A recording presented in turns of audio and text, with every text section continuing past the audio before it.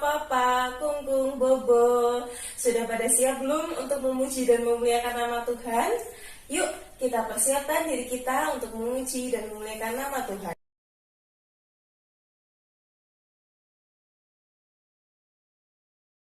Ibadah sekolah minggu pada pagi hari ini kita mulai dalam nama Allah Bapa, Allah Putra, dan Allah Roh Kudus. Mari kita naikkan pujian Bapa, Ku Datang Padamu.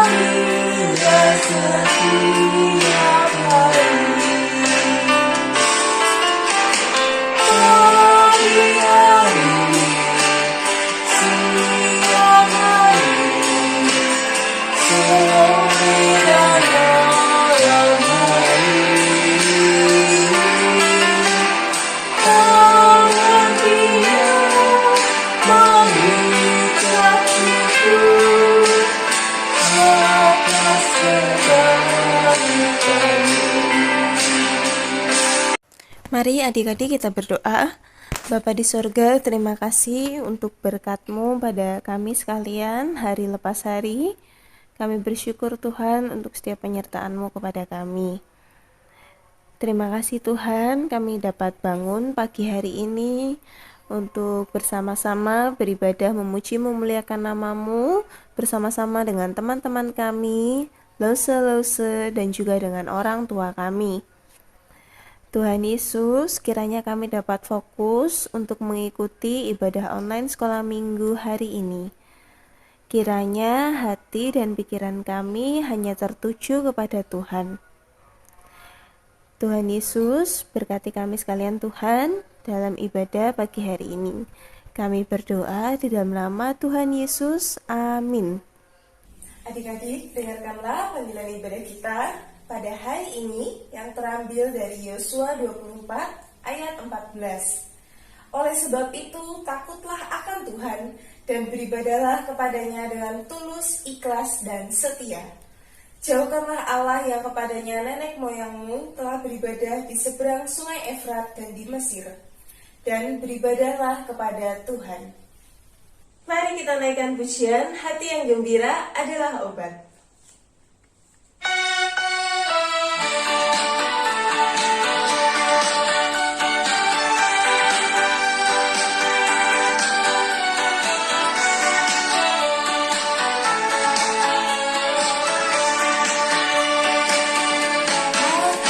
Yang gembira adalah obat, seperti obat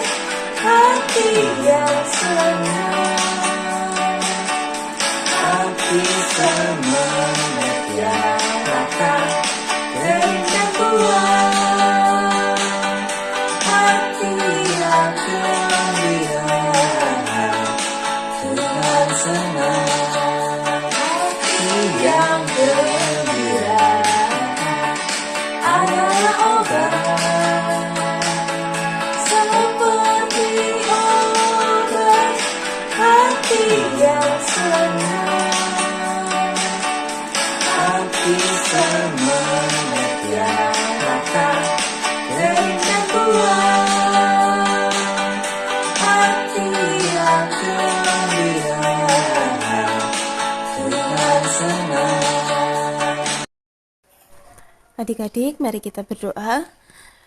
Tuhan Yesus, kami memohon ampun Tuhan untuk segala dosa dan pelanggaran kami yang telah kami lakukan, baik itu sengaja maupun tidak sengaja, baik kepada Engkau Tuhan, kepada orang tua kami, kepada teman-teman kami, dan juga kepada saudara-saudara kami. Kami mengaku bersalah Tuhan atas segala dosa yang kami lakukan. Kiranya Tuhan mengampuni dosa-dosa kami. Kami juga berdoa Tuhan, kami mohon ampun apabila kami tidak taat kepada firman-Mu, tidak menurut kepada orang tua, dan melukai hati teman-teman ataupun saudara kami. Kami juga mohon ampun Tuhan apabila kami terlalu banyak mengeluh. Kami lupa bahwa semuanya telah Tuhan sediakan. Tuhan, kami juga mohon ampun Tuhan karena kami mengeluh akan apa yang kami alami. Kami lupa bahwa Tuhan selalu menyediakan jalan keluar bagi kami. Kami mengeluh seakan-akan Tuhan itu tidak ada. Ampuni kami Tuhan, ampuni segala dosa dan pelanggaran kami. Kami berdoa di dalam nama Tuhan Yesus. Amin. Dengarkanlah berita anugerah yang terambil dari 1 Yohanes 1 ayat 9 yang berbunyi demikian. Jika kita mengaku dosa kita, maka Ia adalah setia dan adil, sehingga Ia akan mengampuni segala dosa kita dan menyucikan kita dari segala kejahatan. Mari adik-adik bersama-sama kita membaca petunjuk hidup baru kita yang terambil dari 2 Korintus 5 ayatnya yang ke-17. Jadi, siapa yang ada di dalam Kristus, ia adalah ciptaan baru. Yang lama sudah berlalu, sesungguhnya yang baru sudah datang. Adik-adik, mari kita bersama-sama mengikrarkan janji setia kita. Janji setia. 1. Setia membaca dan merenungkan firman Tuhan setiap hari. 2. Setia kepada satu ibu rohani, salah satu tandanya persepuluhan. 3. Setia mengikuti ibadah sekolah minggu. 4.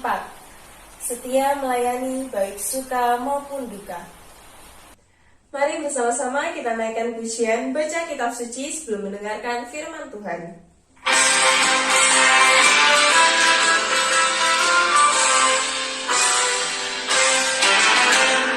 Baca kitab suci, doa tiap hari, doa tiap hari, doa tiap hari. Baca kitab suci, doa tiap hari. Kalau mau tunggu, kalau mau tunggu, kalau mau tunggu, beri haleluya. Baca kitab suci, doa tiap hari. Kalau mau tunggu, baca kitab suci, doa tiap hari, doa tiap hari, doa tiap hari. Baca kitab suci, doa tiap hari. Kalau mau tunggu, kalau mau tunggu, kalau mau tunggu, beri haleluya. Baca kitab suci, doa tiap hari. Kalau mau tunggu. Adik-adik, mari kita mempersiapkan diri kita untuk mendengarkan firman Tuhan ya. Firman Tuhan pada pagi hari ini akan dilayani oleh Lose Miska.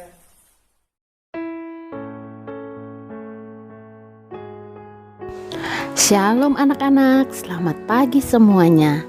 Hari ini kita akan membaca dan merenungkan firman Tuhan. Tema kita hari ini adalah ketika tidak ada hujan dari 1 Raja-Raja pasal 17. Mari kita mempersiapkan diri kita. Hai, shalom anak-anak. Saat ini waktunya kita membaca dan merenungkan firman Tuhan ya. Yuk, kita berdoa yuk.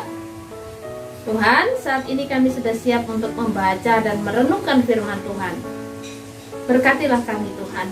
Dalam nama Tuhan Yesus kami berdoa. Amin. Anak-anak, gimana kabarnya? Semuanya sehat? Semuanya happy? Blossom Miske senang banget dan berharap kalian semua sehat. Blossom Miske sangat senang kalau kalian semua sukacita. Harapan kita semua sehat ya. Kita semua happy. Kita semua dalam keadaan yang baik. Baik itu papa, mama kita, kakak kita, adik kita, atau diri kita sendiri. Kita semua berharap kita semua baik-baik saja.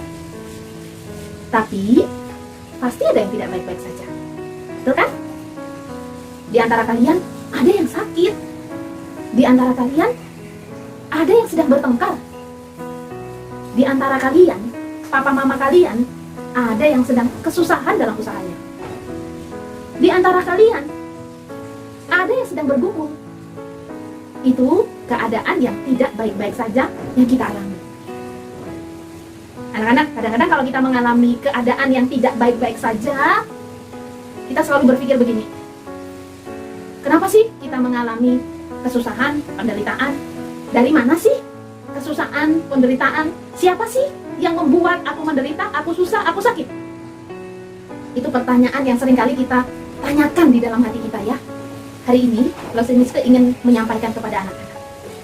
Memang ada penderitaan yang disebabkan oleh iblis, oleh diri sendiri, oleh kebodohan diri sendiri. Tapi juga ada penderitaan, kesusahan, kesakitan yang disebabkan oleh Allah. Yang Allah izinkan terjadi dalam kehidupan kita. Kalau Allah mengizinkan penderitaan terjadi dalam kehidupan kita, bukan berarti Allah punya maksud jelek supaya kita kapok, biar aja supaya dia menderita. Tidak. Semua penderitaan, kesusahan, kesulitan yang kita alami dan itu didatangkan dari Tuhan punya tujuan yang jelas. Tuhan Allah punya tujuan yang jelas, yaitu membawa kita kembali kepada perjanjian yang kekal. Kalau kita menderita disebabkan oleh karena Tuhan, sebenarnya itu karena Tuhan mau supaya kita kembali kepada perjanjian kekal. Perjanjian kekal kita apa sama Tuhan, anak-anak? Isi perjanjian itu adalah supaya kita benar-benar hanya menyembah kepada Tuhan. Dan Tuhan menjadi satu-satunya Tuhan buat hidup kita. Kita menjadi umat Tuhan. Itu isi perjanjiannya, anak-anak. Kalau kita menderita, sakit, sulit disebabkan oleh Tuhan, sebenarnya Tuhan ingin membawa kita untuk kembali ke aturannya Tuhan. Rupa-rupanya selama ini kita sudah mulai melenceng dari perjanjian kekal, dari aturan-aturannya Tuhan. Maka Tuhan mengakibatkan, mendatangkan kesulitan, kesusahan buat kita. Bukan untuk menyengsarakan kita, tetapi untuk membawa kita kembali lagi kepada perjanjian kekal. Supaya kita hanya menyembah Tuhan, hanya percaya kepada Tuhan, hanya mengasihi Tuhan. Tidak boleh ditambah dengan yang lain, atau bahkan diganti dengan yang lain. Hari ini kita mau belajar dari pengalaman bangsa Israel yang berada di Samaria. Mereka ada 10 suku. Bangsa Israel yang ada di Samaria itu dipimpin oleh raja-raja pilihan mereka. Kalau anak-anak membaca Alkitab secara menyeluruh dari satu raja-raja, anak-anak akan belajar dan akan tahu bahwa di Samaria ada 20 raja yang memerintah di sana. Dan 20-nya itu meninggalkan Tuhan, meninggalkan perjanjian kekal dengan Tuhan, meninggalkan aturan-aturannya Tuhan. 20 raja ini hidup menurut kesukaannya sendiri. 20 raja ini hidup menyembah berhala. 20 raja ini hidup dengan tidak adil. 20 raja ini sangat kejam. 20 raja ini saling membunuh satu dengan yang lain. Tentu itu bukan aturannya Tuhan. Hari ini kita belajar dari salah satu raja, yaitu namanya Ahab. Ahab itu, anak-anak, adalah salah seorang raja di Samaria. Dia menikah dengan seorang perempuan namanya Isabel. Isabel ini adalah seorang perempuan dari Sidon. Sidon itu jelas bukan bangsa Israel. Sidon itu penduduknya penyembah-penyembah berhala. Nah, Raja Ahab yang orang Israel justru mengambil Isabel menjadi istrinya. Bukan hanya itu aja anak-anak. Bukan hanya mengambil istri dari bangsa penyembah berhala, tapi Ahab ini membuat patung-patung di Samaria, dan nantinya dia mengajak bangsa Israel yang ada di Samaria untuk menyembah patung-patung lembu sapi yang dia buat. Raja Ahab ini membawa bangsa Israel untuk tidak lagi menyembah Allah. Raja Ahab ini membuat bangsa Israel sama-sama rombongan menyembah patung Asyera atau Dewi Asyera. Dewi Asyera itu adalah dewi tumbuh-tumbuhan, dewi kesuburan. Nah, udah melenceng ya dari ketetapan Tuhan. Pada waktu masa pemerintahan Raja Ahab, Tuhan ingin mengingatkan bangsa Israel kembali ke perjanjian kekal, menyembah Allah, menyembah Tuhan. Allah ingin membawa bangsa Israel untuk kembali ke aturannya Tuhan, cara hidupnya Tuhan. Maka Tuhan mengirim seorang nabi, yaitu Nabi Elia. Elia diutus Tuhan menegur Raja Ahab, memberikan hukuman kepada Raja Ahab. Hukumannya begini. 1 Raja-Raja pasal 17 ayatnya yang pertama. Demikian firman Tuhan. Demi Tuhan yang hidup, Allah Israel yang kulayani. Ini katanya Elia ya. Sesungguhnya tidak akan ada embun atau hujan pada tahun-tahun ini, kecuali kalau kukatakan. Anak-anak, Nabi Elia disuruh untuk menyampaikan kepada Raja Ahab, karena kamu sudah meninggalkan perjanjian kekal, hidup dengan kejam dan jahat, maka Tuhan menghukum. Tuhan menghentikan hujan. Jangankan hujan, embun aja nggak ada anak-anak. Jadi selama 3,5 tahun, Tuhan milah yang menyebabkan nggak ada hujan sama sekali, nggak ada embun sama sekali. Anak-anak coba bayangkan, kalau tidak ada hujan, maka bencana kekeringan akan terjadi, kelaparan akan terjadi, tumbuh-tumbuhan tidak tumbuh, hewan-hewan mati, manusia banyak yang kehausan, banyak yang kelaparan. Semua penderitaan ini didatangkan secara sengaja oleh Tuhan. Raja Ahab marah sekali kepada Elia, dan Elia diperintahkan Tuhan untuk bersembunyi di sebuah sungai, namanya Sungai Kerit. Yang pertama dulu kita belajar anak-anak, bahwa apa? Dosa kita itu mendatangkan hukuman. Tuhan akan mendatangkan hukuman kepada kita yang meninggalkan perjanjian kekal, meninggalkan cara hidup Tuhan. Tuhan sengaja akan memberikan penderitaan. Apakah Elia tidak ikut merasakan kekeringan? Tidak, anak-anak. Hukuman kekeringan, tidak ada hujan, itu dirasakan oleh seluruh bangsa Israel, termasuk Elia. Padahal Elia itu kan nabi yang taat, nabi yang setia, nabi yang melayani Tuhan. Tapi dia sendiri ikut merasakan kekeringan, ikut merasakan kelaparan. Tetapi Tuhan tidak membiarkan Elia. Tuhan Allah memelihara Elia. Caranya bagaimana? Caranya adalah membawa Elia, menyuruh Elia ke Sungai Kerit. Di Sungai Kerit, di situ terdapat air, padahal sekitarnya kekeringan. Di Sungai Kerit, Allah memerintahkan burung gagak untuk memberikan daging dan roti setiap pagi dan sore. Sebenarnya itu mustahil, karena gagak pemakan daging. Tetapi gagak itu tidak menghabiskan daging yang ia bawa dan memberikannya kepada Elia. Ajaib ya, cara Tuhan memelihara Elia. Yang berikutnya, setelah beberapa saat kemudian, beberapa hari kemudian mungkin ya, atau mungkin beberapa bulan kemudian, di Alkitab tidak dijelaskan sih, akhirnya Sungai Keritnya kering. Loh, di mana terus? Di mana Tuhan yang memelihara Elia? Selanjutnya, setelah dari Sungai Kerit, Tuhan memerintahkan Elia ke Sarfat, bertemu dengan seorang janda. Sarfat itu adalah bagian dari kota Sidon. Sidon adalah kota Isabel, kota di mana penduduknya penyembah berhala. Tuhan justru menyuruh Elia ke kota yang seperti itu. Sebenarnya nggak mungkin ya, bagaimana Tuhan memelihara Elia untuk bertemu dengan seorang janda miskin di Sidon. Tapi coba kita lihat bagaimana ajaibnya Tuhan memelihara Elia melalui seorang janda yang miskin di Sarfat. Singkat cerita, Elia meminta air untuk minum kepada janda Sarfat ini. Janda Sarfat ini memberikan, walaupun mungkin sebenarnya dia juga nggak punya air yang banyak, karena waktu itu kekeringan juga terjadi di Sidon, di Sarfat. Tapi dia mau memberikannya. Ternyata bukan sampai di situ saja, Elia minta roti. Lalu perempuan ini mengatakan, aku tidak punya roti. Yang ada padaku hanya segenggam tepung dan beberapa tetes minyak. Aku akan pulang ke rumah, mengolahnya untuk aku dan anaknya. Setelah itu kami akan mati karena kami nggak punya lagi. Tapi Elia bilang, jangan takut. Buatlah terlebih dahulu roti itu untuk aku, kemudian buatlah untuk anak-anakmu.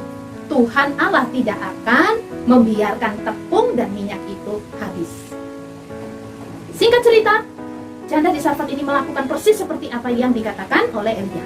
Dan benar saja terjadi apa yang disampaikan, bahwa tepung dan minyak itu tidak habis. Di sini kita melihat sekali lagi cara Tuhan yang ajaib memelihara Elia lewat seorang janda yang miskin. Bahkan janda ini pun jadi terpelihara oleh Tuhan. Janda ini tadi penyembah berhala, tapi melalui peristiwa itu dia katakan, demi Allahmu yang hidup. Dia mulai mengenal Tuhan loh anak-anak. Tapi belum sungguh-sungguh percaya. Kemudian ada cerita lagi anak-anak. Setelah semuanya itu terjadi, Elia dipelihara Tuhan beberapa waktu bersama dengan janda Sarfat ini. Yang kemudian terjadi adalah anak janda Sarfat ini mati anak-anak. Sehingga janda Sarfat ini mengatakan kepada Elia, apakah ini tujuanmu datang? Untuk menunjukkan segala dosa-dosaku. Ya, sehingga anaknya lah yang harus mati dihukum karena dosa-dosa sang janda ini. Elia sedih dan dia berdoa, minta pertolongan Tuhan. Singkat cerita, anak itu kembali hidup. Dan di situ sang janda Sarfat ini memberikan pengakuan yang luar biasa. Pengakuan terakhir sang janda Sarfat itu tertulis dari 1 Raja-Raja 17 ayat 24, demikian firman Tuhan. Kemudian kata perempuan itu kepada Elia, sekarang aku tahu bahwa engkau abdi Allah dan firman Tuhan yang kau ucapkan itu adalah benar. Jadi si janda Sarfat ini mengatakan, sekarang aku tahu. Tadi waktu dia diberi tepung dan minyak, dia masih bilang, Allahmu Eli, bukan Allahku, walaupun sudah dapat tepung dan minyak. Tapi sekarang setelah anaknya dibangkitkan, urusan kematian dan hidup si janda ini barulah dia tahu, sekarang aku tahu bahwa engkau adalah abdi Allah dan firmanmu itu benar. Artinya apa? Si janda Sarfat ini, sang penyembah berhala ini, akhirnya dia mengakui bahwa yang Allah yang benar adalah Allahnya Elia. Anak-anak coba dilihat, Tuhan mendatangkan bencana, sengaja mendatangkan bencana, bukan untuk maksud jahat, tetapi untuk membawa umat Tuhan kembali kepada perjanjian.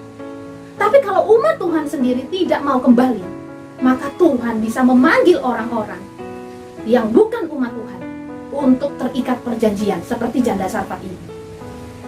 Tetapi kita melihat bahwa Elia pun akhirnya dia tahu, oh iya ya, memang benar Allah yang kupercaya ini, dan dia terus-menerus terikat perjanjian dengan dia.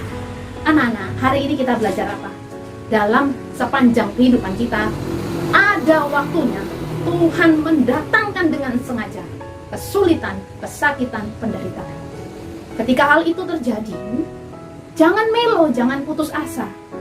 Karena Tuhan tetap akan memelihara, asalkan kita tetap setia, taat, dan melayani. Dan ingat bahwa tujuan Tuhan ketika Tuhan mendatangkan kesulitan itu adalah supaya kita sadar, baleo ke perjanjian kekal. Kembalilah kepada aturan hidup Tuhan. Mungkin selama ini kita nggak sadar, sedikit demi sedikit kita mulai meninggalkan Tuhan dengan cara hidup kita. Awalnya sedikit, tapi semakin melenceng, semakin besar, semakin besar. Oleh karena itu, mari kita seperti janda Sarfat ini, seperti Elia, yang pada akhirnya teguh mengalami sendiri pengalaman bahwa Allah yang kupercaya itu adalah Allah yang benar, Allah yang layak untuk disembah, dipuji, dimuliakan. Mari kita berdoa. Tuhan, terima kasih untuk hari ini. Berkati firman Tuhan ini Tuhan, supaya kami bertumbuh di dalamnya dan kami menang atas segala penderitaan yang kami alami. Terima kasih Tuhan bahwa kami untuk semakin taat dan percaya kepada Engkau satu-satunya. Dalam nama Tuhan Yesus, amin. Adik-adik, mari kita meresponi firman Tuhan yang barusan kita dengar dengan menaikkan sebuah pujian. Kasihnya seperti sungai. Kita nyanyikan pujian ini sambil membawa persembahan.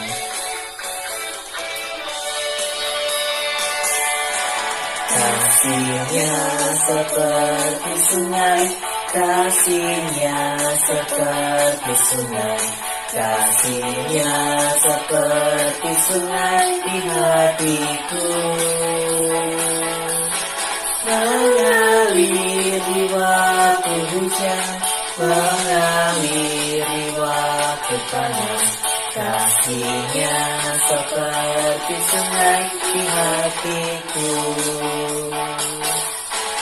Kasih-Nya seperti sungai, kasih-Nya seperti sungai, kasih-Nya seperti sungai di hatiku. Mengalir di waktu hujan, mengalir di waktu panas. Kasih-Nya seperti sungai di hatiku. Mari bersama-sama kita berdoa. Tuhan Yesus, terima kasih untuk firman Tuhan yang telah kami dengarkan. Kiranya kami dapat mengerti, memahami, serta melakukannya dalam kehidupan kami. Kini kami membawa persembahan kehadirat-Mu Tuhan. Kiranya Tuhan kuduskan, sucikan, serta berkati Papa Mama yang telah memberikan persembahan kepada kami untuk dibawa ke rumah Tuhan. Kami berdoa di dalam nama Tuhan Yesus. Amin. Adik-adik, dengarkan warta sekolah minggu dulu ya. Pelayanan sekolah minggu untuk minggu depan, pemimpin pujian akan dilayani oleh Lese Miati, dan firman Tuhan akan dilayani oleh Lese Indah. Kami guru-guru sekolah minggu dan teman-teman sekalian mengucapkan selamat ulang tahun kepada Ella. Kiranya Tuhan Yesus memberkati. Adik-adik, jangan lupa ya untuk tetap mematuhi protokol kesehatan dimanapun kalian berada, memakai masker, mencuci tangan, serta menjaga jarak dengan satu sama yang lainnya. Sekian warta minggu hari ini. Tuhan Yesus memberkati. Adik-adik, mari kita mengakhiri ibadah kita pada pagi hari ini dengan menaikkan pujian Bapa terima kasih. Bapa terima kasih. Bapa terima kasih. Bapa di dalam surga, puji terima kasih. Amin.